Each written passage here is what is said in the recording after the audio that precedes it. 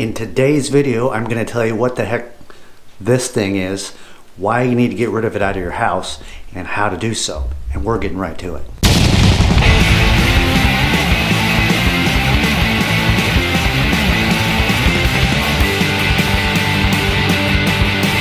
Welcome everybody to another episode of Plumbing with Tim. If this is your first time here and you're looking to sharpen up on all your plumbing skills or just learn stuff, start by dropping down below and hitting the subscribe button. That way you're not going to miss any of my awesome videos. Okay, so today we're going to talk about a product that is being used more and more in homes these days.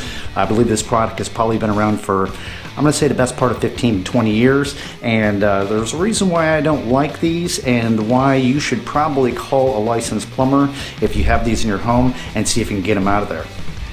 This is what is called an ACCOR stop. It's a shutoff valve, all right? It's a push and pull shutoff valve for your fixtures in your house. And one of the big problems that are with these ACCOR stops is they usually come already attached with a supply line. All right, so it's all one piece. So I'm going to tell you why you need to get this thing on out of your house as soon as you possibly can. Okay, so first of all, like I said, these are usually used on the inside of newer homes and stuff because they're cheap, they're easy, they're plug and play like that. And a lot of these contractors are trying to save a dime and to do jobs as quickly and as cheap and cost effectively as possible, and not always having the customer or the consumer's best interests in mind. Like any product that's sold commercially, they have to be approved by EPA and be tested and everything in order to be put on the market for sale and stuff. And somehow they were able to pass this on the market. Like I said, this is an ACCOR stop.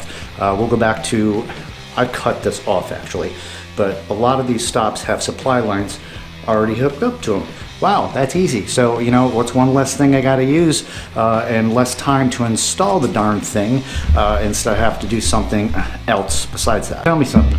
What happens if the supply line on this stop, okay, goes bad? Like the little rubber washer blows out. Now you're stuck having to take this entire contraption out of here instead of just replacing the supply line. You need to stick around because I'm going to show you how you yourself can probably take one of these off. It's quite simple and easy, and it doesn't require a whole bunch of tools and stuff like that. So keep watching. Okay, so before I show you how to take and remove one of these stops, I have another video that I put out about a week or two ago. If you check the link up above, it was about expansion tanks that you put on your water heater.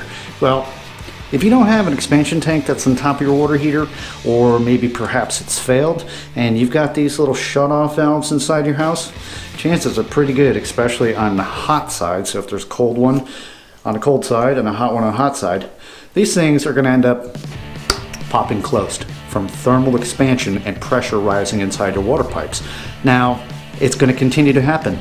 I've had to charge customers $100 for a service call to come out and just to do one of these things and pop it closed. So that's another reason why you should have a thermal expansion tank inside your house. There's a lot of plumbers out there who would actually say, well, heck, you know, I just take and snip this thing off of here, you know, and then just put a compression stop on there.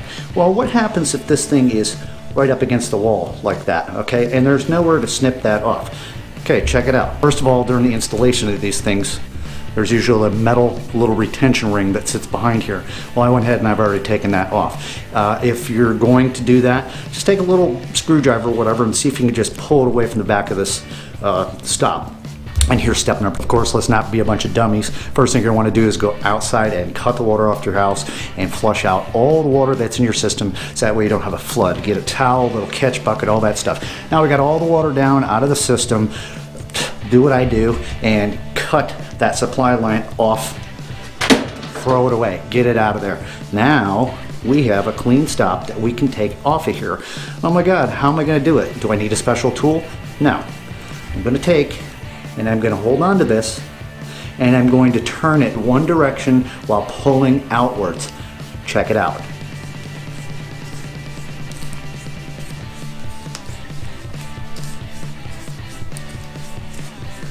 Patience. Takes a couple minutes of patience just when you think you ain't got it. There you go. Look at that. I twisted the sucker off. And if you can look real close up inside there, there's a whole bunch of little teeth and a little seal in there. A lot of people seem to think, it's like a shark bite. No, not quite.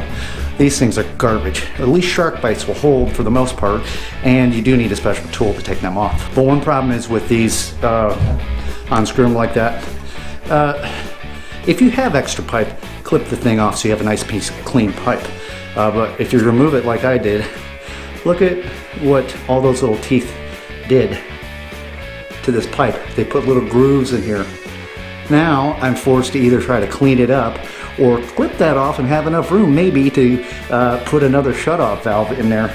So it's not a good idea. These little shutoff valves suck. So you need to try to get rid of them. There you guys have it. I hope this video has helped you out one way or another. Hey, I got them all day long. Please comment down below, give me a like, thumbs up. Don't forget to subscribe to my channel so I can keep shooting these videos for you. Hey, listen, when it comes to plumbing, sometimes cheaper is not always the best way in the long run. Take an extra few bucks and spend it on the products that you know are going to last instead of trying to save a few bucks on something else. So, until next time, this has been Plumbing with Tim. Keep plumbing.